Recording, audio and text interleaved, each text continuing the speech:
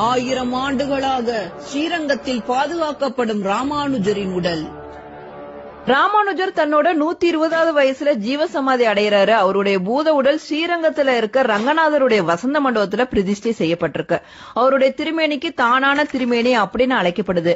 அவருடைய பூத உடல் உட்கார்ந்த தோற்றத்திலேயே ஒரு சன்னதியில வைக்கப்பட்டிருக்கு. அவருடைய திருமேனிக்கு திருமஞ்சனம் எதுவுமே செய்ய மாட்டாங்க. வருஷத்துக்கு 2 தடவை மட்டும் பச்சை கற்பூரமும் குங்குமமும் கலந்த பேஸ்ட் அவருடைய திருமேனிக்கு பூசி பாதுகாக்கிறாங்க. 1000 வருஷம் ஆகியும் அவருடைய பூத உடல் அப்படியே இருக்கிறது ரொம்ப அதிசயம்தான்.